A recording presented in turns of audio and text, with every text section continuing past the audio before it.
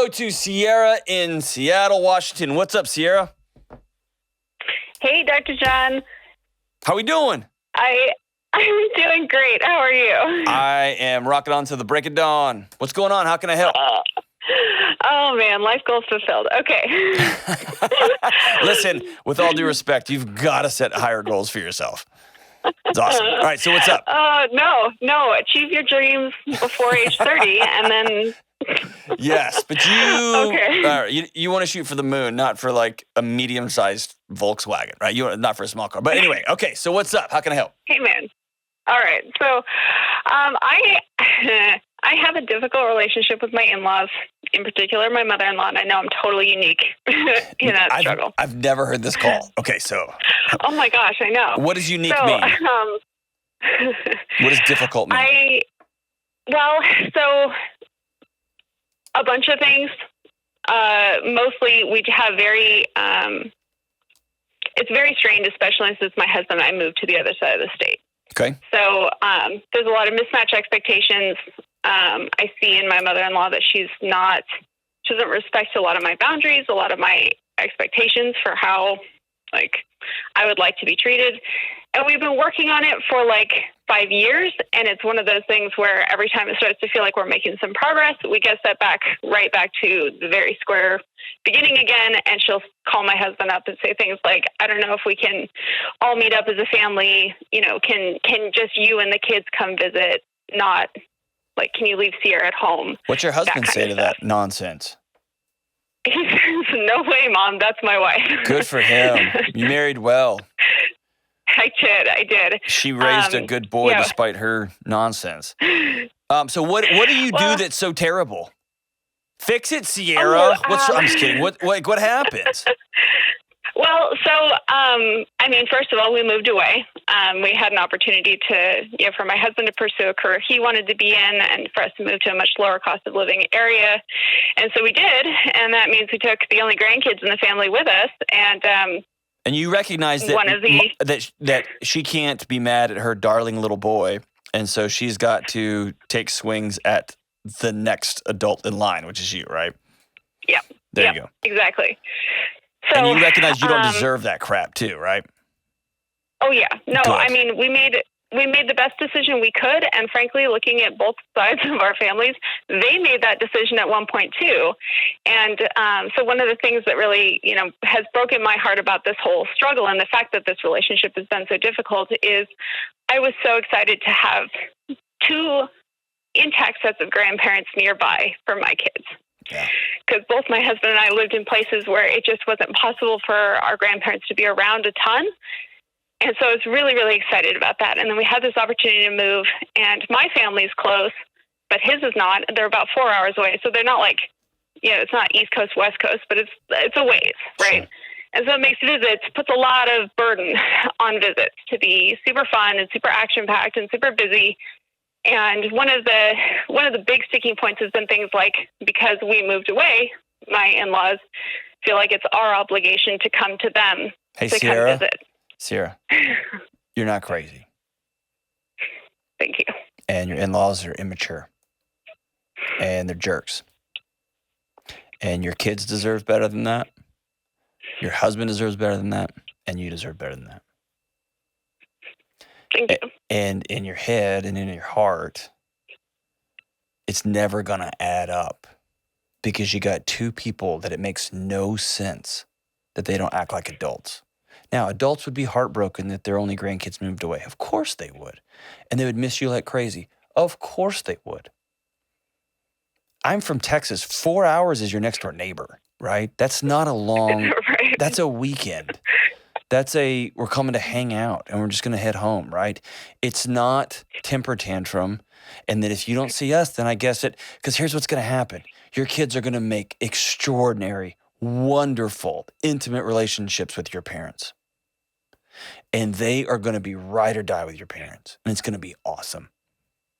1, because your parents are close. 2, because your parents aren't acting like children. And they already are. It's awesome. So special. Here's who's missing out on how many kids do you have? we have a 3-year-old, a 1-year-old, and we're another on the way. Yeah, awesome. Here's who the big loser here is. Your husband's parents. They're the losers. You know why? Because they're not going to get to meet and love and be intimately close to 3 wonderful little kids. They're going to take their grown-up temper tantrums and miss out on the life of 3 extraordinary little kids. They're going to miss out on their son who they raised, who's a great guy, who's going to be a great dad, who's a great husband. They're going to miss out on all of that because they're throwing grown-up temper tantrums. And you can't do anything about it. And so the hardest thing you're going to have to do is mourn the fantasy of the 4 living grandparents that were going to be so great. Because you got 2. And anytime a set of parents calls outside of some abuse issues, some major addiction issues, some major violation stuff, and would ever say something like, hey, can you and the kids just come, but don't bring her? Good for him for saying, absolutely not, that's my wife. And that is the clear signal to you guys. It's time for y'all to move on. And that means you're going to have to make your own Thanksgiving plans and your own Christmas plans. And that means that you can say things like, we're having Thanksgiving dinner with our friends here, and it's going to be Thursday at 4 p.m. You're welcome to join us. And that's it. And they get to make grown-up choices about whether they want to be in your life and in your kids' life or not. Because you guys are going to do Thanksgiving with or without them. Does that make sense? Yeah. And it's hard for a second. And then once you draw that boundary and you hold it up for the first time, and it's going to come at a big moment, right? It's going to come at some big dramatic, oh, you mean you're not coming to our whatever Halloween event? Nope. We're doing trick-or-treating here. You're welcome to join us that night. We're going to have 3 kids under the age of 4, so we're not going to have, y'all going to need to get a hotel, but we'd love to have you here. It'd be great. And here's the event that we're going to be at. And if they choose to join you, awesome. And if they don't, they made a grown-up choice. And it's okay to be sad, but you can't own it. And you got to, it's so trite and so silly, you just got to set it down. And that starts really with just mourning it. Is your husband's heart broken by all this?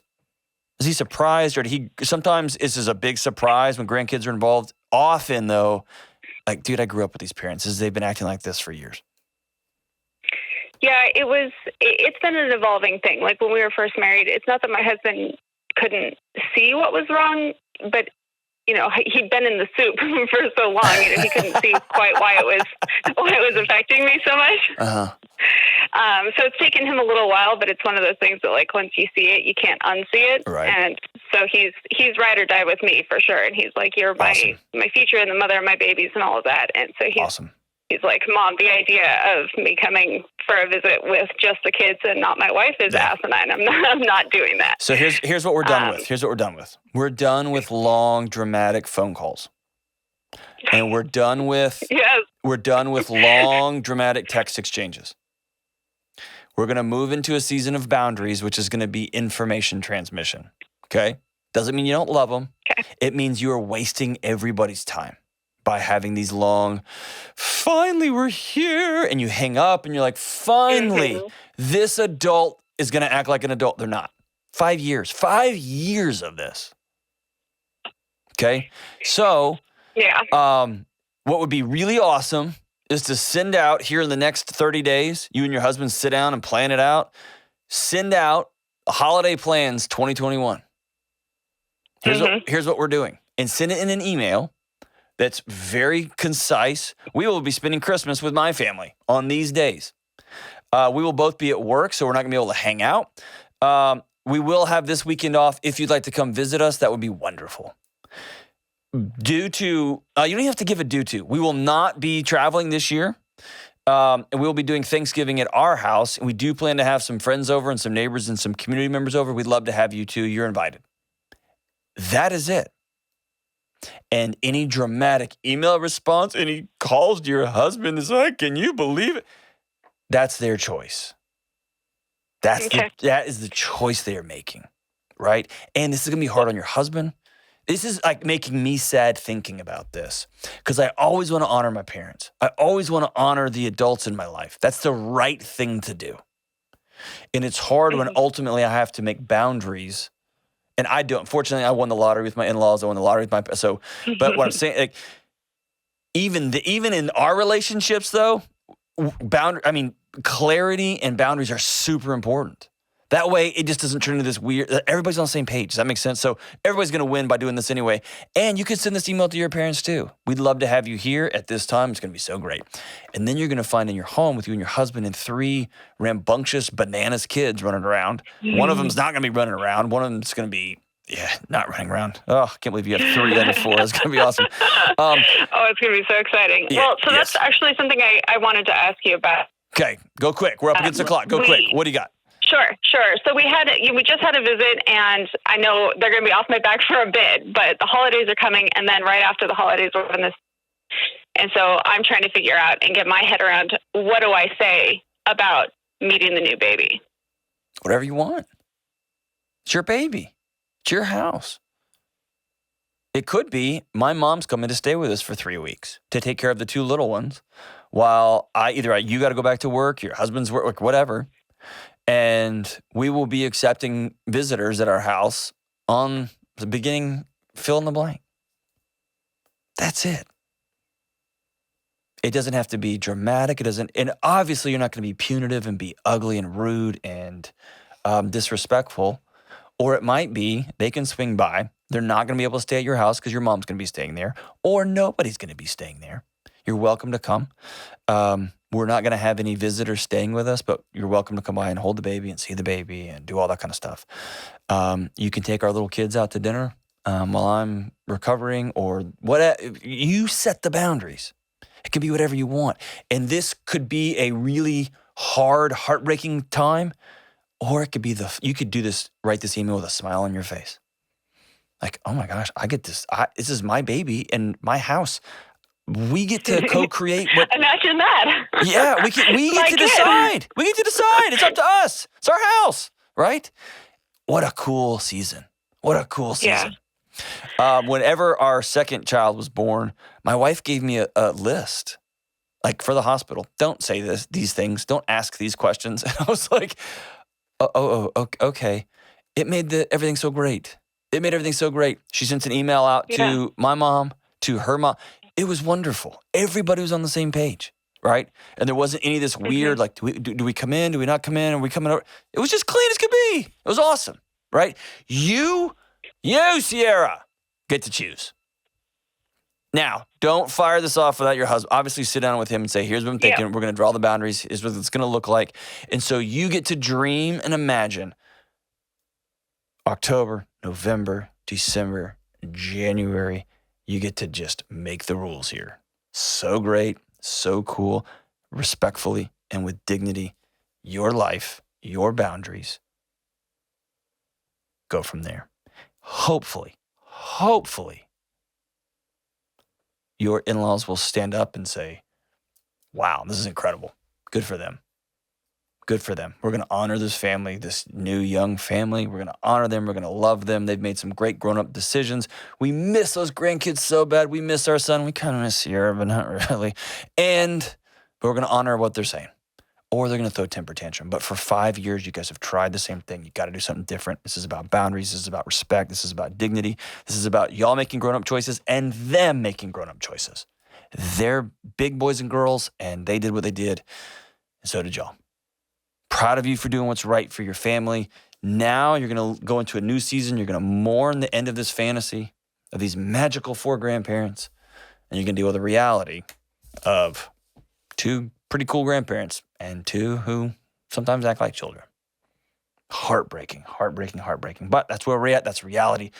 Let's deal with that story and go from there. Thank you so much for your call, Sierra. Thank you so much. I was joking at the beginning. You're not the only one. Everybody deals with this. So thank you so much for being vulnerable and telling your story.